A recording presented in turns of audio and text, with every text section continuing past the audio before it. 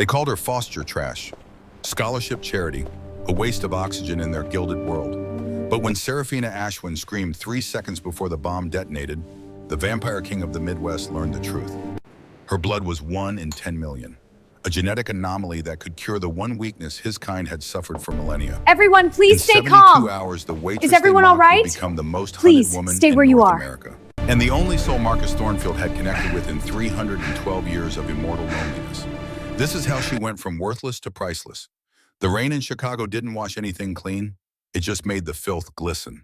Serafina Ashwin knew this because she was on her hands and knees, scrubbing that filth off Italian marble, while her torn apron soaked through to her skin. The Silver Rose restaurant hummed with Tuesday night energy, soft jazz, expensive perfume, the clink of crystal that cost more than her monthly rent. Her knees ached. The water was cold, but the physical pain was nothing compared to the voice slicing through the dining room like a blade. Did I or did I not tell you to scrub between the tiles, Serafina? Isolde Ravencroft stood over her. 6 feet of glacial beauty in a black pencil dress that probably cost $6,000. Her blonde hair was pulled back so tight it made her cheekbones look even sharper, even crueler. She was the owner of the Silver Rose, Serafina's boss, and the woman who had made the last 11 months of her life a living hell. I'm doing it now, Ms. Ravencroft. Serafina kept her eyes down. That was the rule. Don't look up, don't talk back, don't give her a reason. But Isolde always found a reason. You're doing it now because I caught you cutting corners. Again, Isolde's heel clicked on the marble, 1 step closer. Do you know what the guests call you, Serafina, when they think I'm not listening? Serafina's hands stilled on the brush. The hum started, that low-frequency vibration that lived in the base of her skull. It had been there since she was 7 years old, growing up in foster care in rural Ohio. Her grandmother, before she died, called it the sight. Serafina just called it a migraine that never quite arrived. Around most people, it was a faint buzz. Around Isolde Ravencroft, it was a roar. They call you the scholarship girl, Isolde continued. Her voice dropped, intimate, venomous. Foster trash who doesn't belong in a place like this, who doesn't deserve to breathe the same air as our clientele. Serafina's fingers tightened on the brush. She focused on the grout line, on the tiny crack in the tile, on anything but the rage building in her chest. Look at me when I'm speaking to you. The command was ice. Serafina looked up. Isolde's eyes were the color of winter sky. Cold, empty, beautiful in the way a frozen lake was beautiful right before it cracked and drowned you. And there was something else there, something that made the hum spike into a sharp, metallic taste on Serafina's tongue. Ozone, blood, ancient things that shouldn't exist but did. You're dismissed for the evening, Isolde said. Without pay, consider it a lesson in attention to detail. Serafina opened her mouth, closed it. The student debt sat on her chest like a stone. $80,000, 3 part-time jobs, instant ramen for dinner 4 nights a week. She couldn't afford to lose a shift. Ms. Ravencroft, please. I need the hours. What you need, Isolde interrupted, is to remember your place. She turned on her heel. Conversation over. Serafina was dismissed the way you'd dismiss a dog. Less than invisible. The other servers glanced her way, then quickly looked away. Nobody helped the scholarship girl, not when Isolde was watching. Serafina gathered her cleaning supplies with shaking hands. The hum in her head screamed. She'd learned over the years that it meant danger. Anger. Something wrong. But she'd never been able to prove it. Never been able to explain it. So she did what she always did. She swallowed the rage. She kept her head down. She survived. The employee break room smelled like burnt coffee and disappointment. Serafina shoved her apron into her locker and pulled on her jacket. It was March in Chicago. Still cold enough to see your breath. The jacket had a broken zipper and a coffee stain on the left sleeve that wouldn't come out no matter how many times she washed it. Sarah, she turned. Henry Whitmore stood in the doorway. He was 50 years old with kind eyes and graying hair. The maitre d', one of the few people at the Silver Rose who treated her like a human being. I'm sorry about tonight, he said quietly. Isolde's been on edge lately. She's always on edge. Serafina shouldered her bag. I'm used to it. You shouldn't have to be used to it. Henry hesitated. She wasn't always like this. When I started here 10 years ago, she was different. Colder, maybe, but not cruel. Something changed about 5 years ago. She became a monster? The word slipped out before Serafina could stop it. Henry's expression shifted. Something like fear flickered in his eyes. "Be careful what you say about Isolde," he whispered. "You don't know who's listening." The hum spiked again. Serafina looked past Henry into the hallway. Empty. But she felt it. Eyes, watching, always watching. She left through the back exit. The alley behind the Silver Rose was narrow and dark. Dumpsters overflowed with the remains of meals that cost more than her rent. She walked fast, head down, keys between her fingers the way they'd taught her in the self-defense class she couldn't afford but took anyway at the community center. Her apartment was 40 minutes away on the L train. She couldn't afford a car, couldn't afford most things, but she'd made it this far. 23 years old, graduated from Northwestern on a full scholarship, English degree that was currently getting her minimum wage plus tips. She was supposed to be a writer, supposed to change the world. Instead, she was scrubbing floors for a woman who looked at her like something stuck to the bottom of a shoe. The train rocked and screeched through the tunnel. Serafina leaned her head against the cold window, closed her eyes, tried to quiet the hum. It didn't work. It never worked. When she got home, her cat, Ashes, was waiting by the door. The one good thing in her life. She'd found him half dead in a dumpster 2 years ago. Named him Ashes because his gray fur looked like he'd crawled out of a fire. He wound around her ankles, purring. "Hey, baby." She picked him up, buried her face in his fur. Rough night. Ashes purred louder. She fed him, made herself instant ramen, sat on her secondhand couch and stared at the water-stained ceiling. Tomorrow she'd go back. Tomorrow she'd scrub more floors. Tomorrow Isolde would find another reason to humiliate her. Because that's what survivors did. They survived. But deep in her chest, where the hum lived, something whispered. Not for much longer. The next evening, Serafina arrived at the Silver Rose 15 minutes early. She needed the hours, needed the money, needed to prove she wasn't the worthless charity case Isolde thought she was. The restaurant gleamed under amber chandeliers, white tablecloths, polished silver, fresh roses on every table. It was beautiful. It was suffocating. "Table 4 needs water," Henry said as she clocked in. His voice was tight, nervous. "And Sarah, be on your best behavior tonight. We have a very important guest." "Who?" Henry's eyes darted toward the velvet-draped alcove near the floor-to-ceiling windows. "The best table in the house, reserved for the elite, the untouchable, the powerful. Marcus Thornfield." The name landed like a stone in still water. Serafina knew that name. Everyone in Chicago knew that name. CEO of Thornfield Empire. Real estate, shipping, half the Midwest infrastructure had his fingerprints on it. Billionaire, recluse. The kind of man who shapes cities with a signature. Why is he here? He's been coming here every Tuesday for 6 months. Henry adjusted his tie. Always alone, always table 4, and he always requests absolute silence from the staff. He sounds fun. "Sarah," Henry's tone sharpened. "Isolde has been trying to impress him. If you screw this up, she'll fire you. Or worse." Worse. The word hung in the air like a threat. Serafina didn't ask what worse meant. She didn't want to know. She grabbed a pitcher of ice water and walked toward table 4.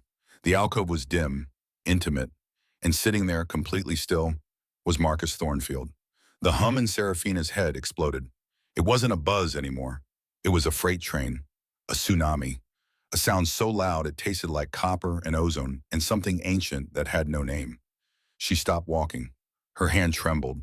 Water sloshed in the pitcher, and for the first time in her life, the hum didn't feel like danger. It felt like recognition. Marcus Thornfield looked up. He was beautiful in the way a storm was beautiful. Dark hair swept back from a face carved from marble. Cheekbones that could cut glass. Eyes that were gray in the low light, but seemed to shift. Darker, deeper, endless. He wore a charcoal suit that fit like it had been made for him. Because it had. Everything about him screamed power, control, danger. But it was his stillness that unnerved her. He didn't move like a human, didn't breathe like one. He simply existed. A statue that might come to life and ruin you. "Water, Mr. Thornfield?" Her voice came out steadier than she felt. He studied her, not the way men usually studied her, not with lust or dismissal, with curiosity, intensity, like he could see straight through her skin into the marrow. "Serafina." He said her name. He knew her name. She'd never told him her name, wasn't wearing a name tag, but he said it like he'd known it forever. "How you're shaking." His voice was deep. a baritone that seemed to vibrate in her chest. Are you afraid of me? Yes, no, both. The hum screamed, but Serafina set the pitcher down carefully, poured water into his glass without spilling a drop, forced herself to meet his eyes. I'm not afraid of anything, Mr. Thornfield. The corner of his mouth lifted. Not quite a smile, something darker, more interested. Liar. The word was soft, almost affectionate. Serafina's pulse jumped. She stepped back. Professional distance, safe distance. But his gaze followed her, tracked her, like a predator watching prey decide whether to run. Your steak, sir, she managed. Rare as usual? As usual. He leaned back in his chair. The movement was too fluid, too graceful. Tell me, Serafina, why does someone with a degree from Northwestern work at a restaurant for a woman who treats her like garbage? The question hit like a fist. Serafina's breath caught. How did he know about her degree? How did he know about Isolde? How did he know anything? I have student debt. $80,000. He said it like he was reading from a file. 3 part-time jobs. Overqualified for all of them. You could work anywhere. So why here? Because everywhere else turned me down. The honesty slipped out before she could stop it. Foster kid. No connections. No family money. No safety net. I take what I can get. Something shifted in his expression. Not pity. Something older. Sadder. Like he recognized that kind of loneliness. You're more than what she tells you, he said quietly. You know that, don't you? Serafina's throat tightened. She wanted to believe him. Wanted to believe she was more than the worthless scholarship girl. But belief was a luxury she couldn't afford. I'll put in your order. She turned to leave. His voice stopped her. Serafina. He waited until she looked back. When the moment comes, trust your instincts. They've kept you alive this long. Don't doubt them now. The words made no sense, but the way he said them, like a warning, like a promise, made the hum in her head shift from a roar to something almost protective. She walked away on legs that didn't quite feel steady. The rest of the shift blurred. Serafina served, smiled, pretended she didn't feel Isolde's eyes on her every time she approached table 4. Pretended she didn't notice the way Marcus Thornfield barely touched his food. Just sat there, watching, waiting. For what, she didn't know. At 11:30, he called for his check. Serafina brought it in a leather folder. He placed a black credit card inside without looking at the total. Centurion, the kind of card that had no limit. Add 30% for yourself, he said. The service was more than adequate. 30% on a $300 meal. $90. That was 2 days of groceries. A month of cat food. Serafina's hands shook as she took the folder. Thank you, Mr. Thornfield. Marcus, his eyes locked onto hers. If we're going to save each other's lives, we should be on a first-name basis. I'm sorry, but he was already standing, moving toward the exit with that unnatural grace. Serafina watched him go, watched Isolde intercept him at the door, watched her boss smile that frozen smile and say something Serafina couldn't hear. Marcus's response was polite, distant. He walked past her like she was furniture. Isolde's smile cracked. Just for a second. And the look she shot Serafina across the dining room was pure venom. Outside, through the windows, Serafina saw Marcus hand his valet ticket to Tobias Reed. Toby was 19. Good kid. Worked valet to pay for community college. He sprinted to fetch the car. And that's when Serafina smelled it. Sharp. Acrid. Cutting through the perfume and wine and roses. Sulfur. Cordite. Something sweet and chemical like rotting almonds. The hum in her head didn't just spike. It detonated. She saw it. Not with her eyes, with something deeper. A flash of heat. Fire. Metal tearing, bodies breaking. She saw Marcus reaching for the car door. Saw the moment the world turned white. Serafina ran. She didn't think. Didn't hesitate. She ran through the dining room, past shocked guests, past Henry yelling her name. She burst through the front doors into the cold night air. Marcus had his hand on the door handle of a sleek black Mercedes Maybach. The hum screamed. The smell choked her. Don't get in the car! Her scream tore through the street, raw, primal, terror-given voice. Marcus froze. His hand hovered inches from the chrome handle. He turned, looked at her, and for the first time she saw surprise on his face. Serafina sprinted across the wet pavement. Her shoe slipped. She grabbed his arm. His sleeve. Expensive fabric bunched in her fist. A violation so great that Henry gasped from the doorway. Get away from it, she yelled. Now! Marcus stared down at her hand on his arm. Then he did something that saved both their lives. He sniffed the air, a subtle flare of his nostrils, and his entire expression changed. The surprise vanished, replaced by something terrifying. Clarity, understanding, rage. He didn't run. He moved faster than running. He grabbed Serafina by the waist, lifted her off her feet, and spun around. His body covered hers, shielded her, turned his back to the car. Down, he commanded. The bomb didn't explode. It disintegrated. The Mercedes didn't catch fire. It vaporized. A fireball erupted upward, shattering windows, sending a shockwave that hit them like a physical wall.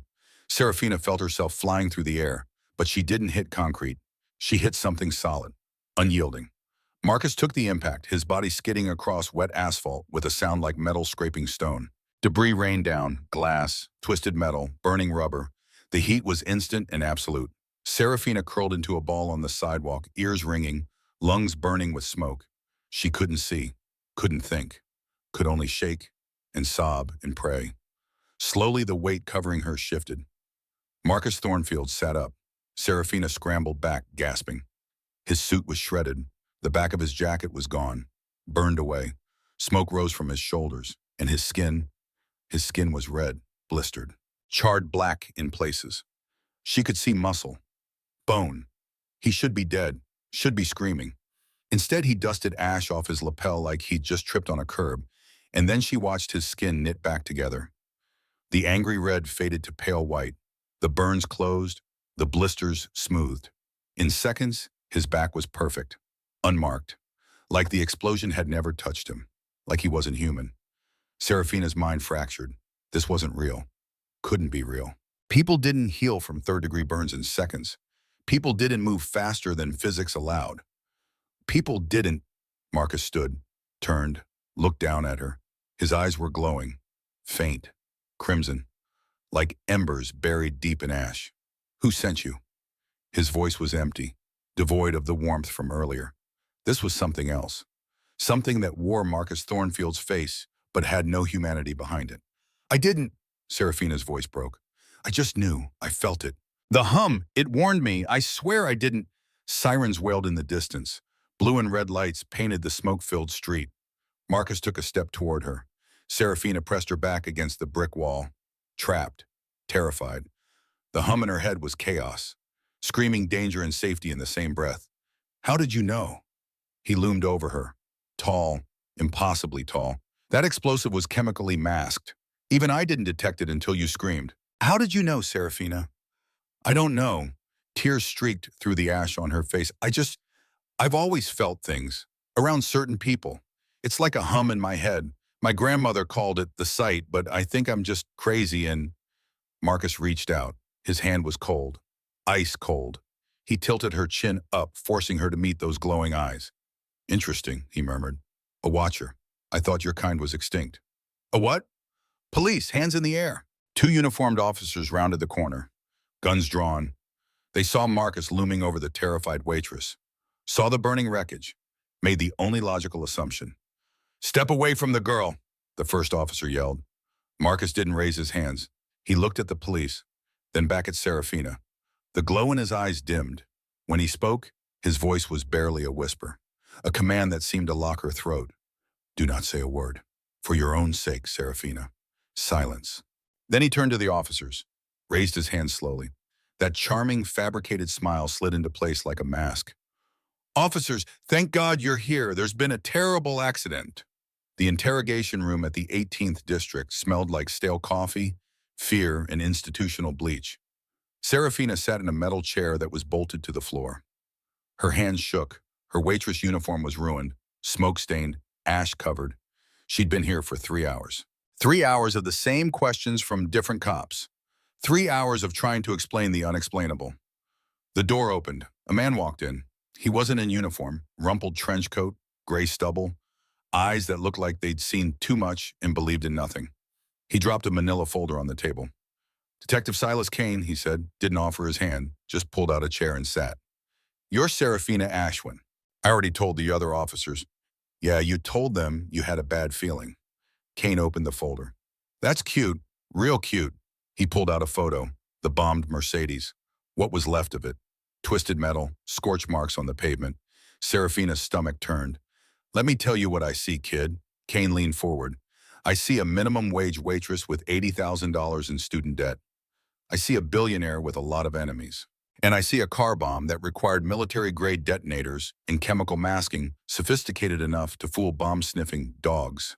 He tapped the photo. You screamed before the explosion. The valet heard you. The maitre d' heard you. Hell, half the street heard you. You stopped Marcus Thornfield from getting in that car. The bomb squad says that device was wired to the ignition with a remote override. So here's my question, Serafina. How did you know? I felt it. You felt it. Kane's laugh was bitter. You felt a chemically masked explosive device through a reinforced car door. Sure, or maybe you had a change of heart. Maybe the payment didn't come through. Maybe...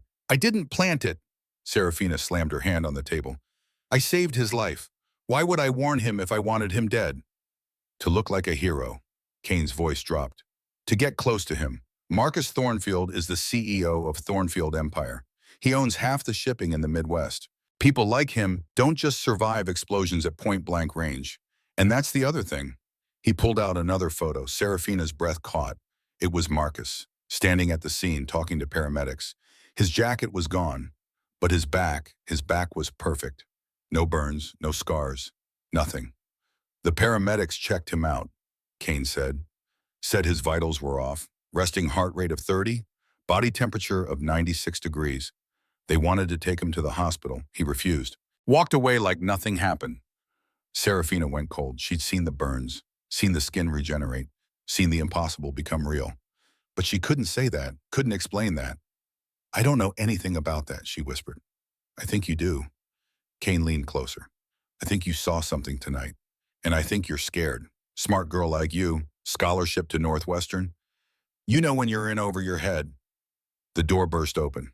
It wasn't another cop. It was a woman. Sharp-featured, black-framed glasses, carrying a briefcase that probably cost more than Serafina's car would if she had a car.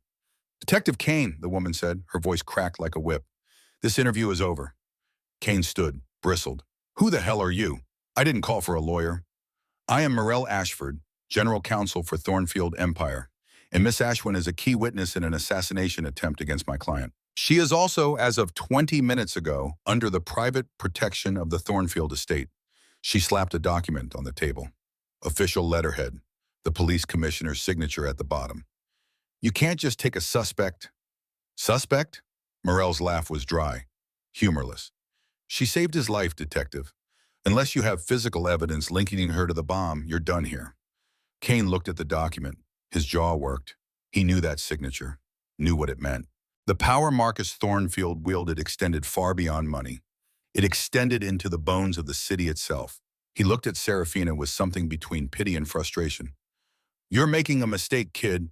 Whatever you think these people are, they're worse, Ike. Morel gestured to the door. Let's go, Miss Ashwin. Serafina stood on shaking legs. She didn't want to go with Morel, but she definitely didn't want to stay in a cage with Detective Kane asking questions she couldn't answer. She followed the lawyer out of the interrogation room. Through the precinct, officers stopped and stared. The influence of Thornfield was palpable. The sea of blue uniforms parted. They walked out the back exit into a private loading dock. Waiting there was a vehicle, not a car, a massive black SUV with windows tinted so dark they looked like ink. Bulletproof, armored, a fortress on wheels. Morel opened the rear door. Get in. Serafina hesitated, looked at the door, then at the police station behind her, then at the voice that came from inside the SUV. Get in, Serafina. Marcus Thornfield's voice, soft, commanding. The people who planted that bomb know you saved me, which means you're now a loose end. If you stay here, you'll be dead by morning. Serafina looked back at the station one more time. Then she climbed into the car. The door shut with a heavy thud, sealing out the noise, sealing out Chicago, sealing her into a world she didn't understand with a man who wasn't human. The interior was silent, leather, wood, that faint metallic scent like ozone. Marcus sat across from her. He'd changed clothes, navy suit, pristine. He held a crystal glass filled with dark red liquid. He swirled it gently. Drink? Serafina recoiled. Is that Pinot Noir, 1996. A ghost of a smile touched his lips. I'm not a savage, Serafina. Not entirely, anyway. He took a sip. The car began to move, gliding out of the alley. Serafina gripped her knees, tried to steady her breathing, failed. Where are we going? To the outskirts, to Thornfield Manor. Marcus turned to look out the window, watching Chicago slide past in a blur of lights. You have questions. I have answers. But first, you need to tell me exactly what you are. I'm a waitress. Marcus turned his head slowly, looked at her. In the dim light, those crimson flecks were visible again, swirling in his irises like nebulae. No, he said. A waitress serves food. You smell magic in the wiring of a bomb. You see shadows before they cast. You are a watcher, Serafina. I thought your kind was hunted to extinction 3 centuries ago. A watcher. The word felt foreign, wrong. I don't know what you're talking about. You will.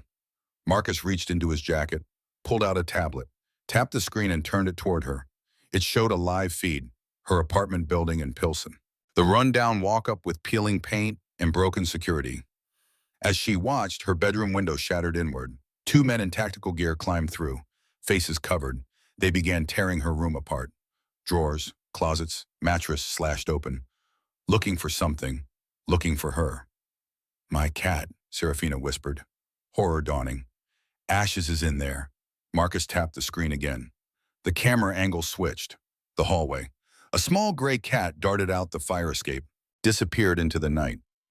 Your beast is resourceful, Marcus noted. Unlike you, it seems to know when to run. He retracted the tablet, leaned forward, the predator surfacing in his eyes. You saved the regent of the Midwest vampire clans tonight, Serafina. By ancient law, I owe you a life debt. But by modern law, you are now the most targeted woman in Illinois. He leaned back, that cruel smile returning. Welcome to the night shift, Miss Ashwin. The SUV accelerated, merging onto the highway, heading north, away from the city lights, into the deep, encroaching dark. The drive took 40 minutes, heading north past sprawling suburbs into the wooded estates of Lake Forest. The silence in the SUV was absolute, broken only by the rhythmic thrum of tires on asphalt. Serafina sat rigid in the leather seat, her mind replaying the explosion, the regenerating skin, the glowing eyes. The impossible truth that vampires were real, and she was riding into the night with their king. Marcus hadn't spoken since his last declaration. He simply watched her, studying her the way a scientist might study a new species. Clinical, curious, calculating. The tablet sat dark on the seat beside him, her ruined apartment erased with a tap. They turned off the main road onto a private drive. 2 massive wrought iron gates swung open automatically, adorned with a stylized thornbush crest, the Thornfield family seal. They drove through manicured grounds, ancient oaks lined the path like silent sentinels, and then the manor appeared. It wasn't a house, it was a declaration, a sprawling Gothic revival nightmare of dark stone and turreted towers. Dozens of windows reflected moonlight like obsidian eyes. Gargoyles perched on corners. Stained glass caught the glow of interior lights. It looked older than America itself. Transplanted piece by piece from some European castle where terrible things happened in dungeons. It's a bit much, isn't it? Marcus said dryly. He'd noticed her staring. My predecessor had a flair for the dramatic. I find it drafty. The car circled a massive fountain. 3 marble angels poured water from urns. Serafina couldn't look away from the manor. The hum in her head had returned. Not dangerous this time, just overwhelming, like standing too close to a power generator. The whole building vibrated with that low-frequency thrum that made her teeth ache. The SUV stopped. The driver opened her door. Serafina still hadn't seen his face, just a silhouette in dark clothing. She stepped out into air that smelled different here. Richer, damp oak leaves, cold stone, money so old it had calcified into power. Marcus ascended the wide stone steps. Serafina followed. The front doors opened before he touched them. A woman stood there. Severe. Gray hair pulled back so tight it seemed to pull at the corners of her eyes. Black suit, posture like a steel rod. Her eyes swept over Serafina with an expression that wasn't quite disdain. More like the look you'd give a stray dog that might have fleas. Mr. Thornfield, the woman said. Her voice was crisp, utterly devoid of surprise. We received word of the incident. Perimeter security is at level 4. Thank you, Mrs. Frost. Marcus breezed past her into a foyer the size of Serafina's entire apartment. A chandelier hung 3 stories up. Massive, glittering. Crystal the size of fists catching light and throwing rainbows across marble floors. This is Serafina Ashwin, Marcus continued. She'll be staying in the East Wing guest suite. See to it she has clothes, food, and that her phone is secured in the vault. My phone? Serafina stopped on the marble. Her worn sneakers squeaked. I need to call. No, no one can know you're here. Marcus turned. The immense space made him look even more imposing. Shadows pooled in the hollows of his face. Isolde Ravencroft has connections. Hackers who could triangulate your position from a single text message. Until this is resolved, you're a ghost. Mrs. Frost looked at Serafina with that same assessing stare. Not welcoming, not hostile, just cold calculation. Come this way, Miss Ashwin. We must get you out of those garments. Serafina was led through hallways that seemed to go on forever. Portrait after portrait of unsmiling people who all looked vaguely like Marcus. Dead eyes, pale skin, beautiful and terrible. The hum grew stronger with every step. By the time they reached the East Wing, her head pounded. Mrs. Frost opened a door. The guest suite was larger than Serafina's apartment. Four-poster bed, fireplace, windows overlooking dark grounds. Everything decorated in cream and gold like something from a museum. The bathroom is through there, Mrs. Frost gestured. You'll find toiletries. I'll have clothing brought up. Your size? Small, 6 in pants? That will be sufficient. Mrs. Frost turned to leave. Paused. A word of advice, Miss Ashwin. Do not wander the manor at night. There are things here that do not take kindly to uninvited guests. The door closed. Serafina stood alone in the opulent room. She wanted to cry, wanted to scream, wanted to run back to her shitty apartment and pretend tonight never happened. But her apartment was destroyed. Her life was over, and she was trapped in a gothic nightmare with vampires. She showered in a bathroom larger than her kitchen, scrubbed the smoke and ash from her skin, let the water run so hot it hurt. When she emerged, clothing waited on the bed. Silk pajamas, impossibly soft, expensive. She put them on with shaking hands and sat on the edge of the four-poster bed. The door opened without a knock. Marcus entered. He'd shed his suit jacket, loosened his tie. The casualness somehow made him more threatening, more real. He held 2 crystal glasses and a decanter of amber liquid. Bourbon, he said, setting them on a small table by the fireplace. You look like you need it. Real bourbon, not the well liquor you serve at the Silver Rose. Serafina didn't move from the bed. You said you had answers. Direct. I like that. Marcus poured 2 fingers into each glass. Very well, ask. What are you? She whispered it. But in the quiet room, the question echoed. Marcus picked up a glass, walked toward her. The hum intensified with every step. He stopped 3 feet away, close enough that she could see the inhuman stillness. The way his chest barely moved. No breath, no heartbeat, just perfect, frozen beauty. There are many names in the history books, he began. His voice, that smooth baritone that seemed to fill the space. Nosferatu, Strigoi, Moroi. The modern world prefers hemiphagy if they're being scientific, or vampire if they watch too many movies. Serafina stopped breathing, hearing him say it out loud, confirming what she'd already known but couldn't accept. The impossible made real with a single word. But the sun, she stammered. Yesterday I saw you, during lunch. It was daytime. Marcus chuckled. Dark, low. Myths, Serafina. Garlic is seasoning. Crosses are geometry. And the sun? He swirled his bourbon. The sun weakens us, burns easily, like a severe allergy, but it doesn't turn us to ash. We prefer the night because we're apex predators, and the night is when we hunt best. He took a sip, never breaking eye contact. I am Marcus Thornfield. I am 312 years old, give or take a decade. I was turned in London in 1712, and I am the regent of the Midwestern clans, which means every vampire from Pittsburgh to Omaha answers to me. Serafina pressed her back against the headboard. Her mind struggled to process. 312 years, 1712. He looked 30, maybe 35, but he'd lived through centuries, seen empires rise and fall, walked through history like it was nothing. And the bomb? Her voice cracked. Who planted it? Isolde Ravencroft. Marcus spat the name like poison. A usurper. She's young, barely 180 years old. Ambitious. Reckless. She doesn't respect the treaty of secrecy we maintain with human governments. She wants war. Wants to rule Chicago openly. He took another step closer, set his glass down, leaned over her, one hand on the mattress beside her hip.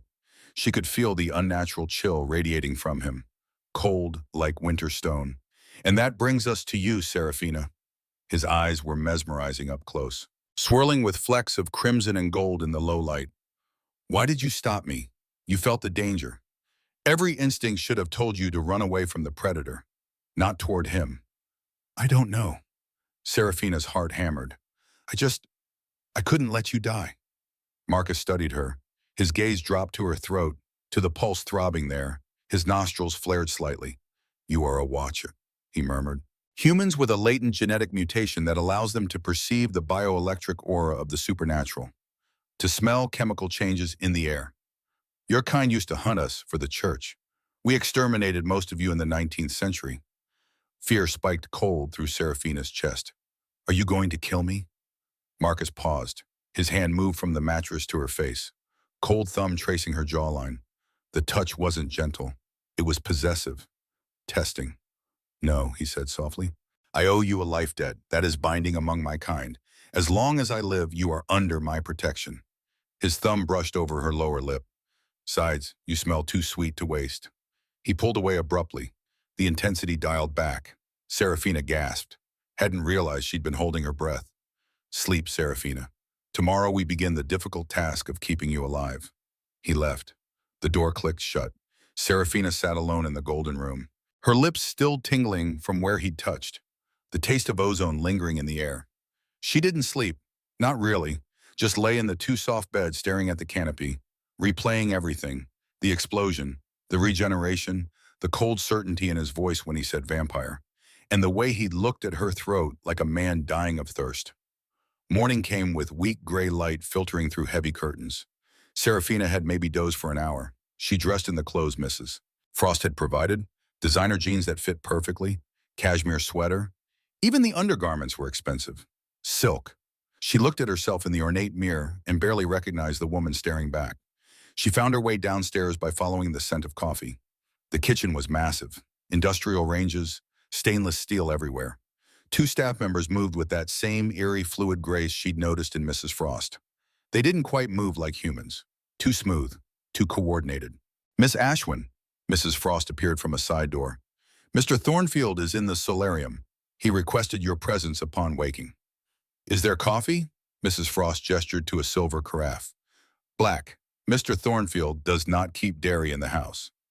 Of course he didn't. Serafina poured a cup. The coffee was perfect. Rich, dark.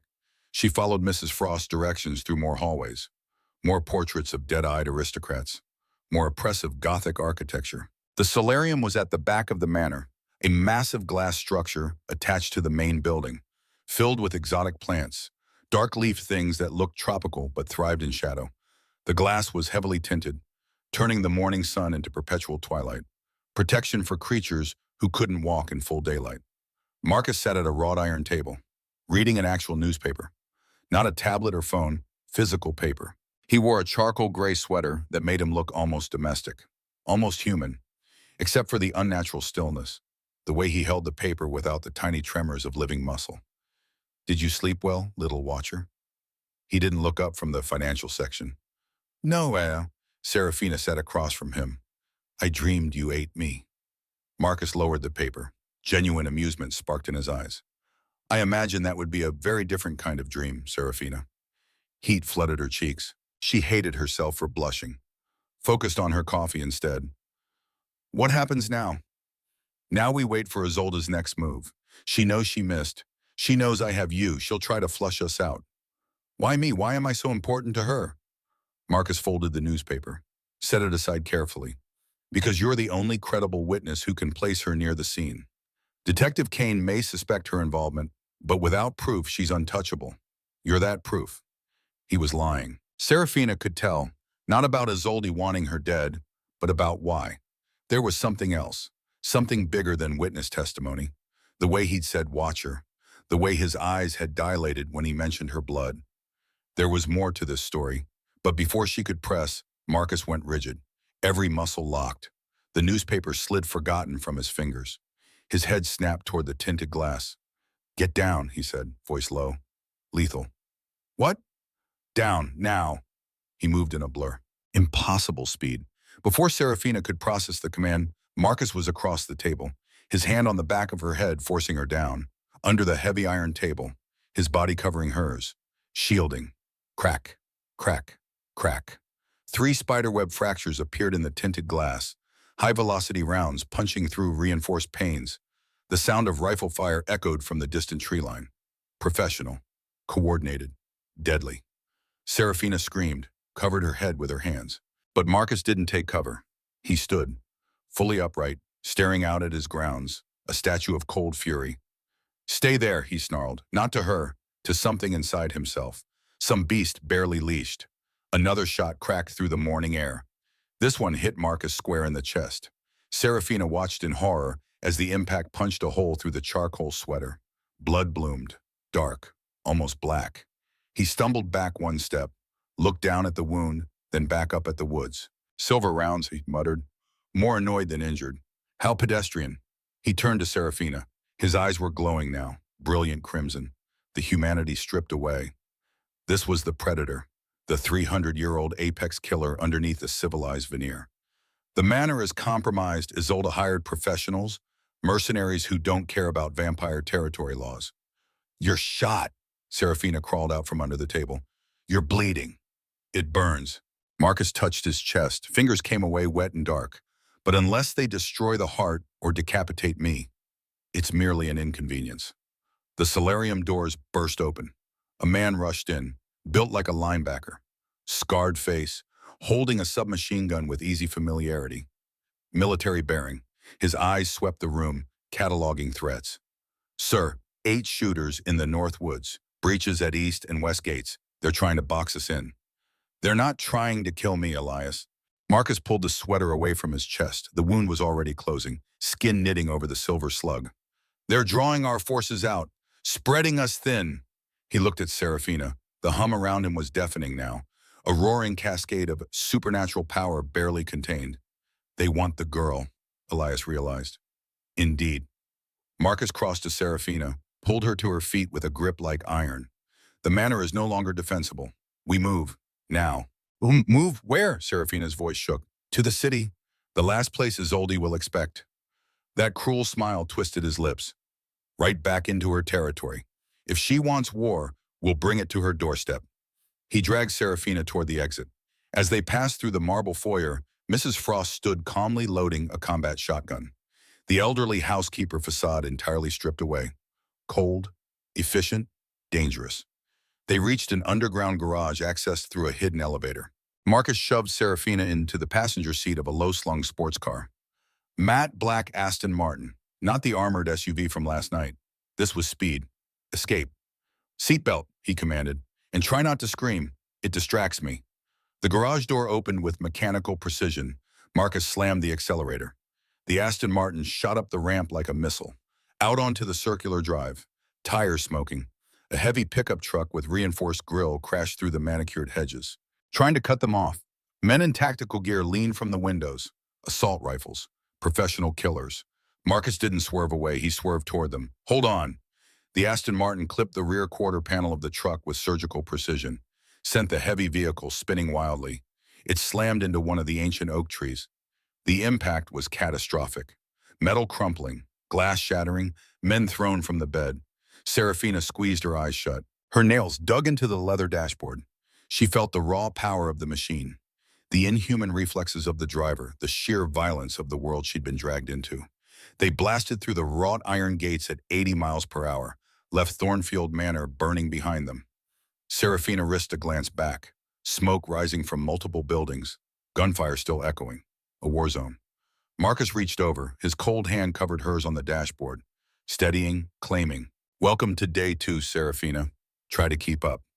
The Aston Martin tore through Chicago's industrial underbelly, weaving through shipping containers and darkened warehouses near the Calumet River. The adrenaline that had sustained Serafina was fading, replaced by cold, trembling shock. Beside her, Marcus was deteriorating. The Vampire King was gripping the steering wheel hard enough to crack it. Sweat beaded on his forehead. Cold. Wrong. The silver bullet lodged in his chest was doing what silver did to vampires. It was poisoning him, slowly killing something that shouldn't be able to die. "You're slowing down," Serafina whispered. watching the speedometer drop, 90, 70, 60, 50. I'm aware. His voice was strained, the velvet baritone replaced by ragged rasp. Silver acts as a necrosis agent, disrupts cellular regeneration at the molecular level, hurts like hell. He swerved suddenly, tires screaming, drifted the car into a narrow alley blocked by rusted chain link, hit a button on the dash. The fence rolled back electronically. They drove into a hidden elevator bay, descending into darkness. Where are we? Safe House Omicron, Prohibition-era bootlegging tunnel, now my emergency trauma center. The elevator opened into a concrete bunker. Bare bulb lighting, metal cabinets, surgical equipment on stainless steel tables. A fully stocked emergency room hidden beneath Chicago's streets. Marcus tried to open his door, stumbled as he stepped out. His legs buckled. He caught himself on the car's hood, barely. Marcus! Serafina scrambled from her seat, rushed to his side. For the first time, she touched him without fear. Just instinct. Just need. He was freezing. Skin like marble pulled from a winter river. But the wound on his chest radiated feverish heat. The gray sweater soaked black with blood that was too dark, too thick. I need the kit, he gasped, pointed at a metal cabinet with a shaking hand. And I need your blood. Serafina froze. What? Not to kill you, he groaned, eyes squeezing shut. Just a taste. Human blood accelerates vampire healing, pushes toxins out. I'm too weak to extract the bullet myself. Serafina looked at the man who'd shielded her from an explosion, who'd taken a bullet meant to draw him into the open, who'd driven her to safety even as silver poisoning ate through his immortal body. She looked at the blood pooling on the concrete floor. She made a choice. She ran to the cabinet, grabbed the surgical kit, ran back, knelt beside him on cold concrete, ripped his sweater open with hands that shook but didn't hesitate. The wound was horrific, black veins spreading from the bullet hole like spiderweb cracks in porcelain, corruption radiating outward, killing him inch by inch. Do it, Marcus commanded, eyes flashing dull crimson. Cut it out, then give me your wrist. Serafina's hands trembled, but the hum in her head focused her, centered her. She could see where the silver slug was lodged, could feel its toxic presence like a beacon. This is going to hurt. I've had worse. A lie, she could tell. Serafina cut. Marcus threw his head back and roared. Not a human sound, not even close. The sound of a wounded apex predator. Rage and agony given voice. Dust fell from the bunker ceiling. She worked the forceps into the wound. The smell of burning flesh and ozone filled the space. Her stomach heaved, but she kept going. Digging, searching. Clink. She dropped the flattened silver bullet onto concrete. It hissed, actually hissed, smoking like a live coal. Now, Marcus panted, fangs extending involuntarily, beyond his control. Serafina, please. The please broke her. The 300-year-old king was begging. She pulled up the cashmere sleeve, offered her wrist, her choice, her gift. Marcus didn't lunge. He took her arm with reverence, terrifying intimacy. He looked at her, asking permission one last time with those glowing eyes. She nodded, he bit down. It wasn't pain, it was cold. Then warmth, then euphoria, like being submerged in ice water and sunshine simultaneously. She watched, mesmerized, as color returned to Marcus's face. The black veins receded, vanished. The wound on his chest closed, skin knitting seamlessly. No scar. He drank for exactly 4 seconds, then pulled away, gasping. His tongue caught the stray drop on his lip, eyes blazing with terrifying, revitalized power. The dynamic shifted instantly. He wasn't the patient anymore. He was the predator, fed, healed, dangerous. You taste, he whispered, leaning close, voice dropping to bedroom register, like pure sunlight. Serafina felt dizzy, swaying. Marcus caught her, pulled her against his chest. The cold was back. He was solid, real, safe. You saved me again, Serafina Ashwin. We're even, she mumbled, head resting on his shoulder, exhausted, drained, protected. No, Marcus's hand stroked her hair, gentle, possessive. We are far past even. We are bonded. A phone rang, ancient rotary landline mounted on the bunker wall, the sound jarring in the intimate silence. Marcus stiffened, carefully set Serafina down on a metal stool, walked to the phone, picked up the heavy receiver. Thornfield. He listened, face hardening into a mask of stone. Every trace of the vulnerable creature from moments ago vanished. I see. Set the meeting. Tonight, midnight, the shipyards. He hung up with deliberate care, turned to Serafina, the warmth gone, replaced by cold tactical calculation. We have a problem. Isolde didn't just hire mercenaries. She's taken hostages. The staff of the Silver Rose. Henry, Toby, the kitchen crew. She says she'll execute one every hour until I hand you over. Serafina's blood ran cold. Toby? He's 19. Just a kid trying to pay for college. Isolde's banking on your empathy. She knows I wouldn't care about human casualties, but she knows you will. We have to go, Serafina stood, ignoring the dizziness. We trade me for them. Absolutely not, Marcus snarled. Cross the bunker in 3 strides. You are not a bargaining chip. I'm the only chip you have, Serafina shouted back. She wants me because of what I am, because I can see things. Because my blood, she gestured at his healed chest. Use that. Use me as bait. Marcus stopped, looked at her, really looked, weighing tactical advantage against emotional cost. He hated that she was right. If we do this, he said, stepping close, you must trust me completely. You must walk into the lion's mouth and trust that I will rip its jaws open before it can swallow. I trust you. The words came easier than they should, because despite everything, she meant them. Preparation took hours. Marcus made calls on encrypted lines, rallied forces. 4 vampires arrived at the safe house. His inner circle. Ancient, powerful, utterly loyal. They looked at Serafina with curiosity, hunger, assessment. Marcus positioned himself between them and her, a clear territorial claim. Mrs. Frost arrived, but she wasn't Mrs. Frost anymore. She'd shed the housekeeper persona entirely. Now she wore tactical gear, moved like a soldier, spoke like a commander. Catherine, Marcus said, using her real name. Train her. Catherine pulled Serafina aside, into a corner of the bunker away from vampire hearing. You know what you are now, what your blood does. Marcus said I'm a watcher, that I can sense supernatural things. You're more than that. Catherine's eyes were ancient, knowing your blood doesn't just let you see us. It can cure our greatest weakness. Sunlight, the one thing that still limits vampire power. That's why Isolde wants you, not to kill, to drain, to take what makes you special and use it to become invincible. Serafina's hands shook. What if I let her? What if that stops the killing? Catherine grabbed her shoulders, hard.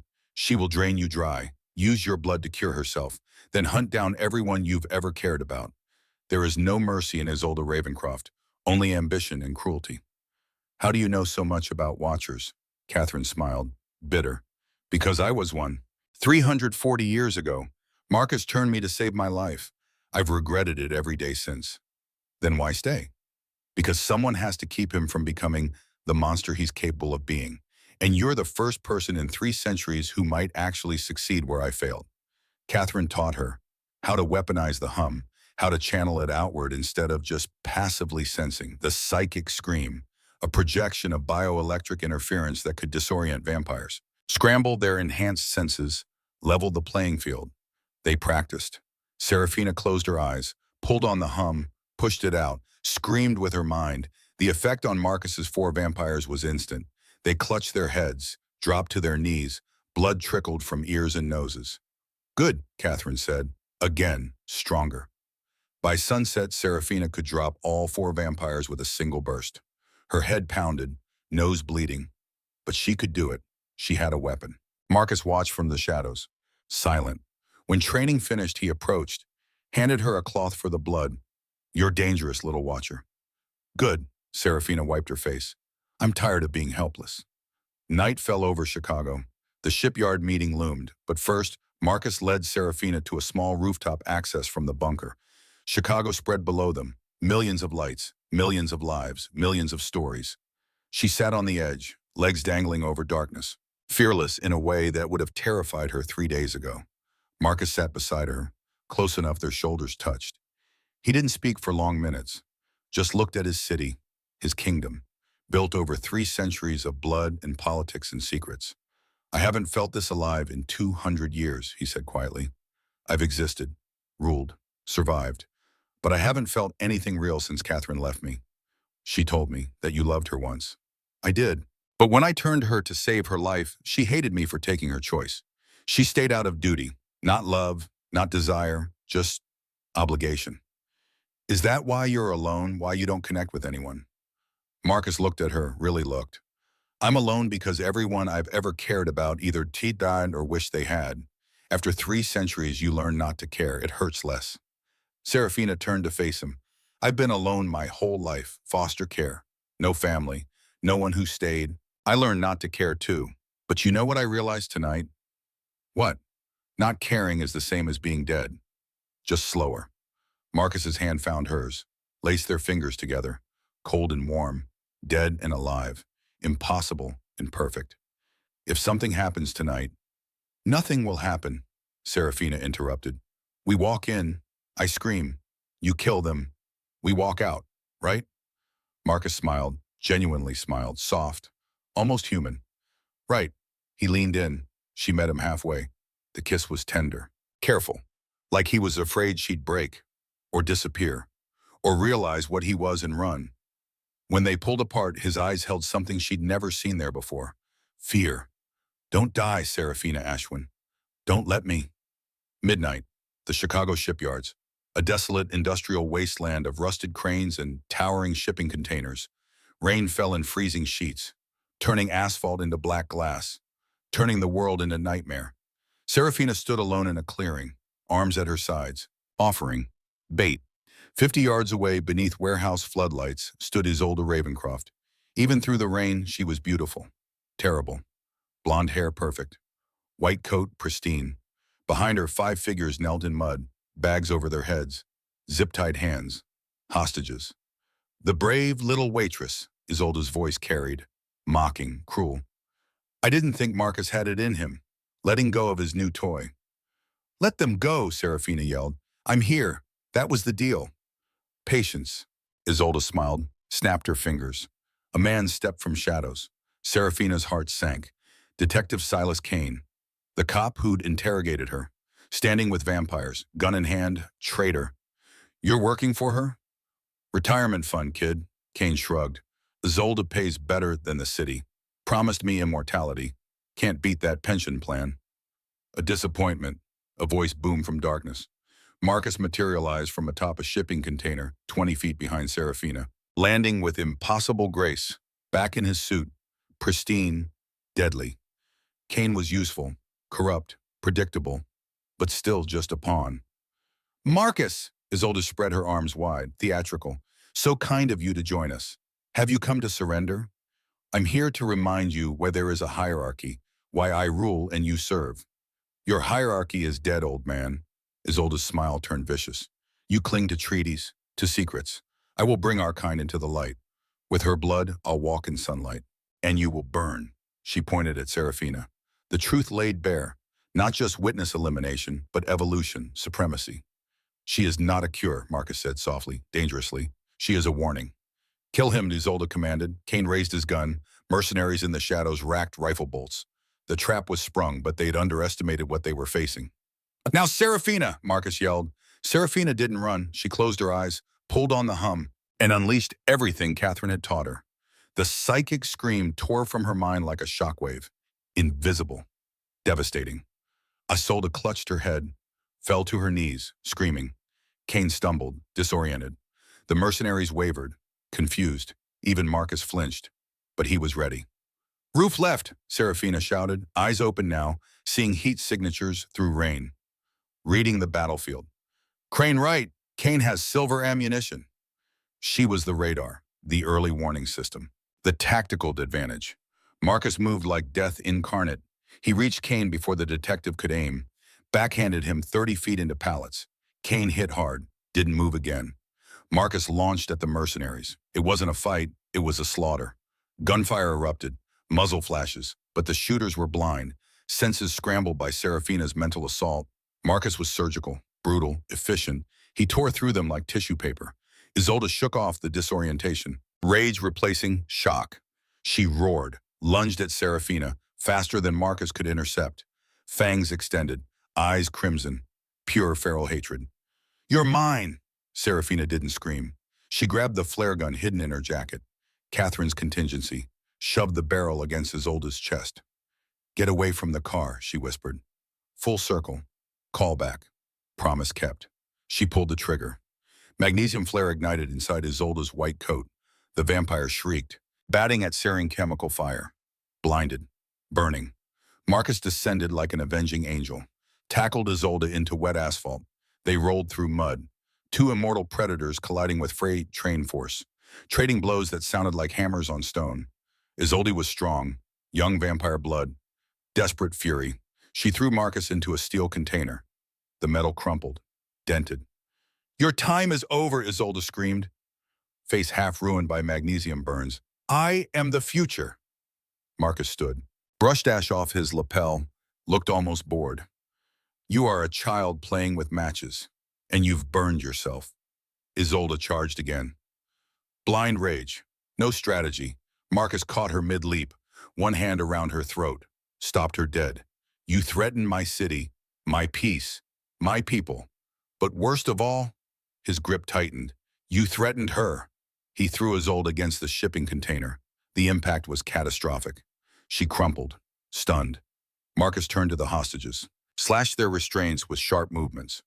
"Run, police are coming. You saw gang violence. Nothing supernatural, understand?" "Yes, Mr. Thornfield," Henry stammered. Grabbed Toby. They ran into the night. Silence fell. Rain washed blood into storm drains. Marcus walked towards Serafina, covered in mud and blood and violence. But his eyes were only on her. "You did well. Is it over?" She leaned into his touch as he reached for her face. "Almost." A gunshot, single, sharp. Serafina felt the impact before the pain registered. Hot punch to her chest, left side, hard area. She looked down, blood blooming through wet fabric. So much blood. "No," Marcus caught her as her legs buckled. Kane, still alive. One last bullet, silver, meant for Marcus, hit her instead. Serafina's vision tunneled, cold spreading from the wound. She heard Marcus screaming, felt his arms, then other voices, arguing. "Turn her or she dies. Turning kills the Watcher gene. Then let it die, save her." Catherine, Marcus's inner circle, everyone yelling, but Serafina could barely hear. Her heartbeat was slowing, failing, darkness closing in. Marcus's face filled her vision. Blood tears, actual tears of blood streaming down pale cheeks. The 300-year-old Vampire King was crying. "Don't leave me," he whispered. Broken. "I just found you." Serafina summoned everything left. One breath, two words. "Choose me." Understanding flashed in his eyes. Permission. Choice, the thing Catherine never had. The thing that made all the difference. Marcus bit down, not her wrist, her throat. She felt the pull, the drain, life flowing out, then something else flowing in. Ancient power, death and rebirth. The world went black. Serafina Ashwin died knowing she'd been chosen, knowing she'd mattered. The last thing she heard was Marcus's voice. A promise, a prayer. "I'll make you a queen." Death tasted like copper and winter. Serafina drowned in it. 3 days passed in darkness, no dreams, no time, just transformation at the molecular level. Human DNA accepting vampire curse. But something unprecedented was happening. The Watcher gene didn't die. It adapted, evolved, merged.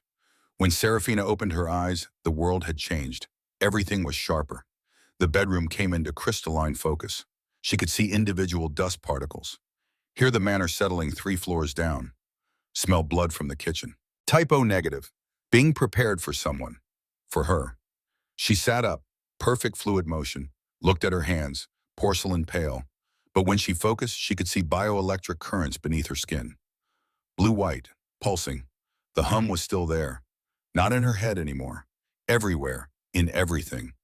The strongest presence sat in the chair beside her bed. Marcus. Hadn't moved in 3 days. Hadn't left. Just watched. Waited. When their eyes met, something broke in his expression. Relief. Joy. Terror. "You're awake!" Voice rough, like he'd been screaming for days. Serafina opened her mouth, felt her canines, sharp, extended. Fangs. Reality crashed over her. What she was now. "What did you do?" Too loud. She heard it echo through the entire manor. Super hearing, uncontrolled. "I saved your life. You told me to choose you, so I did." "I told you to save me, not turn me into this." She grabbed the bedside table, crushed it, antique wood splintering like matchsticks. She stared at the destruction, at what she'd done without trying. I'm a monster. No, Marcus stood, careful. You're alive. You're here. That's all that matters. You took my choice. The scream tore from her throat. Every window in the room shattered, glass exploding outward. Marcus shielded his face. When the destruction stopped, Serafina stared at her hands. What am I? Something impossible, Catherine's voice from the doorway. You're a hybrid, vampire and watcher. I've never seen anything like it. The watcher gene should have had done, Marcus said, wonder creeping in. It always does, but I can still feel it. Serafina closed her eyes, extended her senses. The hum exploded outward. Every vampire in a mile radius. She could feel them, taste their ages, their power. I can feel everything. Your blood. Catherine stepped carefully through glass. We tested it while you slept.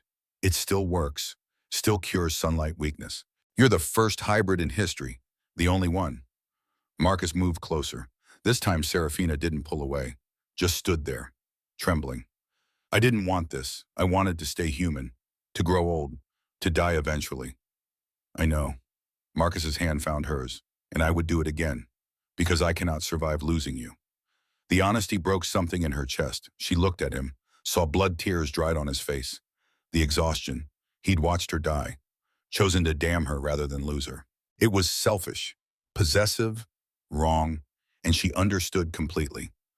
I hate you for this, she said, but her hand squeezed his. And I love you for it. Welcome to immortality, little watcher. It's complicated. A phone rang. Catherine answered, face hardening. The council convenes in 1 hour. They know about the hybrid. They're demanding your presence. Marcus's arms tightened protectively. Tell them we need... Windows exploded inward. Dark shapes poured through. Vampires, fast, armed. Before Marcus could react, something hit Serafina from behind. Tranquilizer dart. Strong enough to drop an elephant. Her hybrid biology fought it. But she was new. Weak. The world tilted. Serafina! Marcus's roar shook foundations. She heard fighting, Catherine screaming. Then strong arms lifted her. Lucien Graves, the vampire lord who'd worked with Isolde. Sleep, hybrid, you'll serve a new master now. Darkness swallowed her. Serafina woke in an iron cage. Suspended from ceiling rafters in an abandoned warehouse, head pounding, tranquilizer fogging her system. She tested the bars, solid, reinforced, built to hold supernatural strength. Awake already? Impressive. The voice came from below. Serafina looked down. Isolde Ravencroft stood there. Not dead, very much alive. Neck healed, but magnesium burns still scarred half her face. Twisted tissue, ruined beauty, pure hatred in her eyes. You should be dead. I was, for 37 seconds. Then I healed. Isolde circled the cage. Marcus threw me against that container. Crushed my windpipe. Broke my spine. But he didn't destroy my heart or remove my head. He was too busy saving you. Amateur mistake. She gestured to the warehouse. Dozen vampires in shadows. Lucien among them, all loyal to her vision. 3 days planning this, while you transformed. Do you know what you are? What your blood can do? Catherine said I'm a hybrid, that my blood cures sunlight weakness. Cures? Isolde's laugh was bitter. It doesn't just cure. Your blood is evolution. I'm going to drain you dry. Take every drop, walk in sunlight while Marcus burns. Lucien approached with medical equipment, IV bags, needles. They would bleed her slowly, keep her alive, harvest her. Serafina's mind raced. She was new, untrained, trapped. But she had one advantage. They didn't know what a hybrid could do. She closed her eyes, focused on the hum. It was different now, not just sensing. She could weaponize it. Catherine had taught her with human biology. Now she had vampire strength behind it. When Lucien opened the cage, Serafina struck. Psychic scream amplified by immortal power. Catastrophic effect. Every vampire dropped, clutching heads, blood pouring from ears. Serafina didn't hesitate. Grabbed bars, ripped them apart, dropped 12 feet, landed in a crouch. She ran, smashed through boarded window, into gray daylight. The sun hit like a sledgehammer. Pain exploded across her skin. Burning, but not ash, not death, just agony. She pushed through, ran into shadows. Her skin smoked. Red, already healing. Behind her, Isolde's scream of rage echoed. The hunt was on. Serafina ran through Chicago's underbelly. Shadows, sewers, anywhere the sun couldn't reach. No phone, no way to contact Marcus. But she could feel him, the bond between them, golden thread pulling north. She emerged in a wealthy neighborhood, hid in an abandoned mansion's garage, trying to think. That's when she felt it. Another vampire, close, powerful. Marcus materialized from shadows, blood-covered, wild-eyed. He'd been hunting. When he saw her, relief crashed over him so violently he stumbled. Serafina, he crossed the space, pulled her into his arms. I thought I'd lost you. I killed 8 of Lucien's vampires. I tore through the city. I'm okay. Isolde's alive. She was going to drain me. I know. I'm going to finish it this time. Marcus cupped her face. But first we end this, together. She's stronger than... The sound of engines cut her off, multiple vehicles converging. But not Isolde's forces. Worse.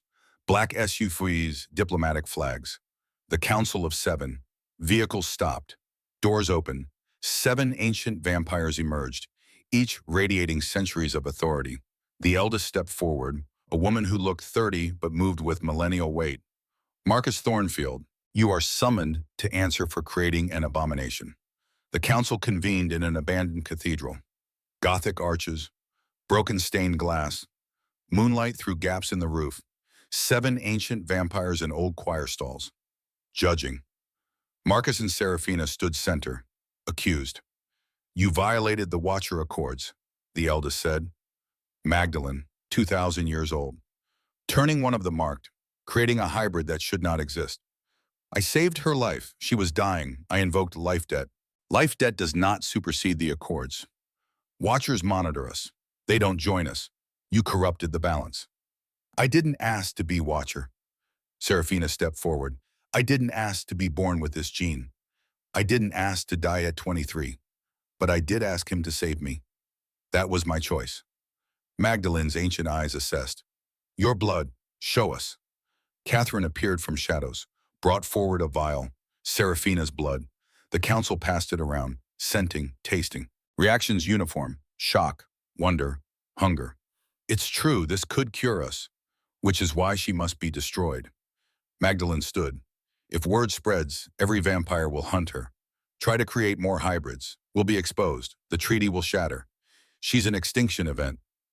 No, Marcus moved in front of Serafina. You'll kill me first. That can be arranged.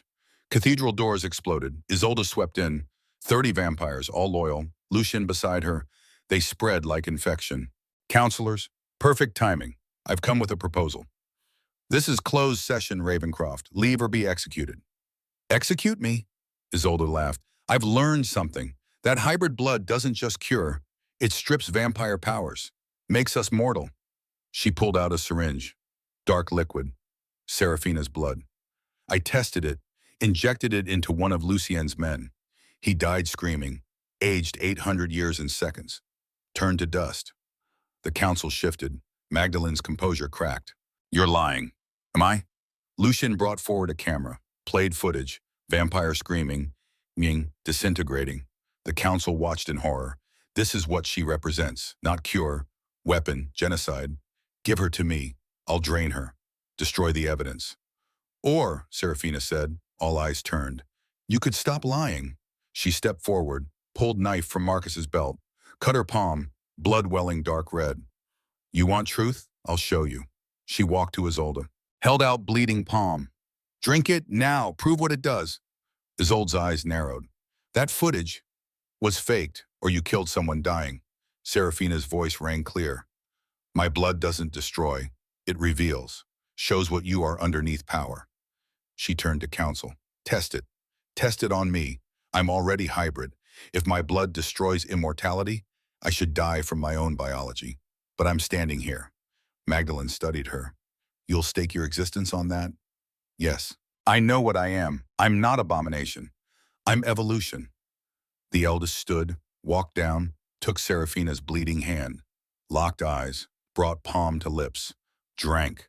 Cathedral held breath, waiting for screaming, aging, death. Instead, Magdalene straightened, surprised, walked to broken window, moonlight streaming, stepped into it. Nothing, no burning, No pain, sunlight weakness gone. Cured. Council erupted in shocked murmurs. She's telling truth. This doesn't kill. It completes us. Isolde's face twisted. Rage, desperation. No, you're fools. She lunged at Serafina. Fangs out, claws extended. Pure hatred. Marcus moved to intercept, but Serafina was faster. 3 days as hybrid, learning, adapting. She caught Isolde mid-leap, slammed her into marble floor. Stone cratered. I'm done being afraid. Serafina held Isolde down. Done being worthless. You took everything. My job, my safety, my humanity, and I'm grateful. She leaned close, whispered, because I'm better than you now, and everyone can see it. Isolde thrashed, screamed. Serafina grabbed the syringe, jammed it into Isolde's neck, pushed plunger. Let's see what you really are. Effect was instant. Isolde convulsed. Fangs retracted, strength drained. She began aging, not to dust, to mortal. Immortality burned off. In seconds, Isolde went from ageless to mid-40s, human, powerless. She lay gasping, regular human tears. What did you do? Stripped away the monster. Now you're just a woman, cruel, bitter, who will grow old and die. Council watched in silence. Magdalene spoke. Isolde Ravencroft, you're charged with attempted regicide, breaking treaty, murder, crimes against accords. Your sentence is mortality, imprisoned in human facilities. You'll age, suffer, die as mortals do. Lucian stepped forward. I'll testify. Everything she planned, in exchange for immunity. Granted, Magdalene turned to Marcus and Serafina.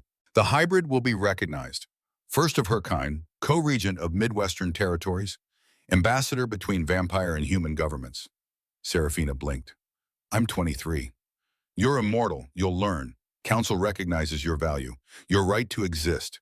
We'll send word to all territories. The hybrid is protected, sacred. Any who harm her answer to all 7 of us. Marcus pulled Serafina close. Relief, pride, joy.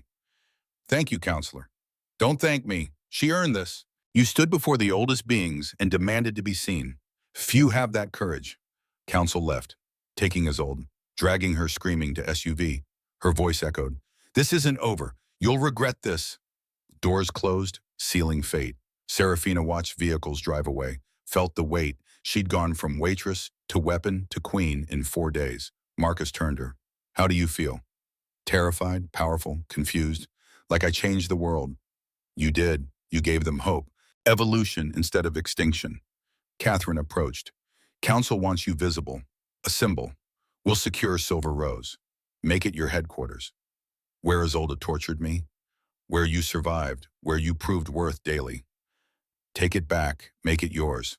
6 months later, Silver Rose reopened. Different now. Same menu, same elegance, different ownership. Bronze plaque by door. Serafina Ashwin, proprietor. The woman formerly called Scholarship Girl walked through her restaurant. Midnight blue designer gown, pale skin catching candlelight, commanding presence. Staff bowed. Not from fear, from respect. She'd given raises, health care, treated them like family. Henry Whitmore at his station. Maitre d' smiled as she approached.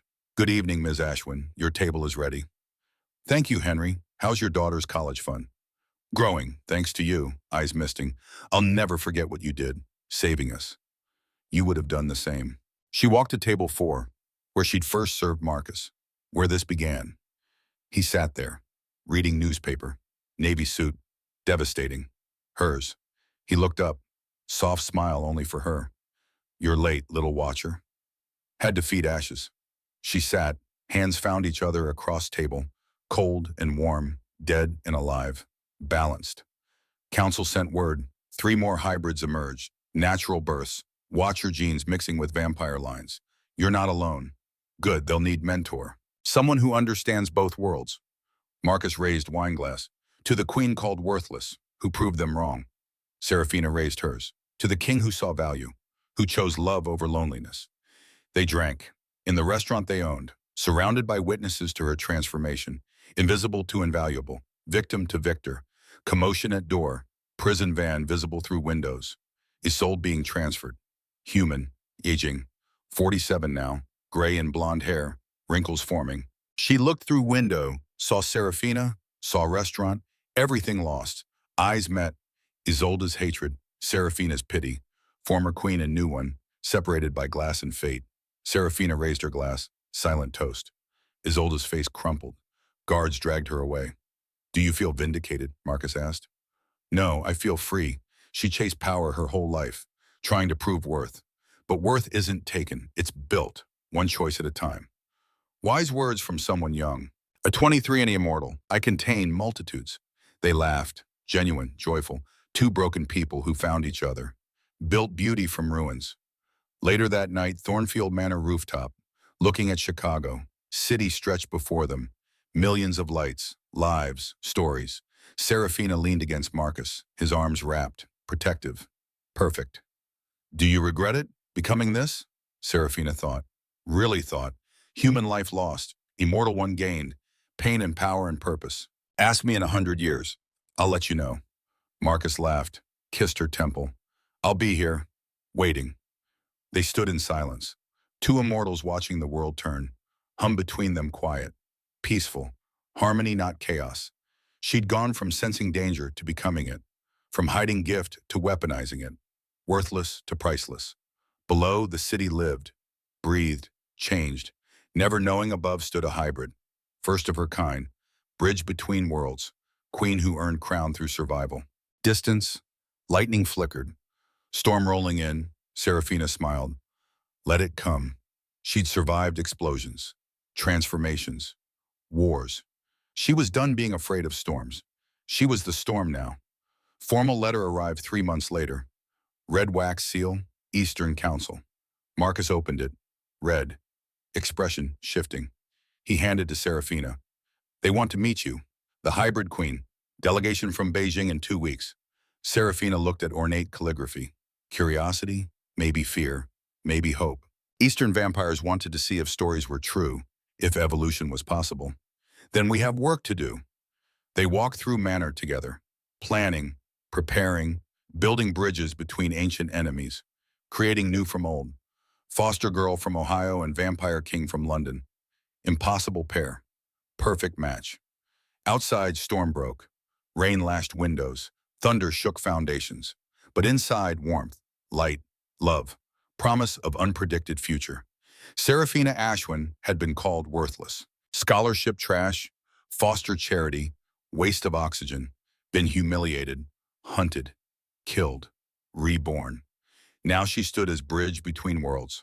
First hybrid. Watcher queen, living proof worth isn't given. It's earned, one impossible choice at a time. They said she was nothing. They were wrong. She was everything. In restaurant bearing her name, staff closed for night, turned off lights, locked doors. On table 4, single rose in crystal vase, midnight blue. Like her gown, her transformation. The night she stopped being invisible and became inevitable. In darkness, city breathed, changed, evolved. Because one waitress trusted instincts, screamed warning, chose to save a monster, became something more than human, more than vampire. She became hope.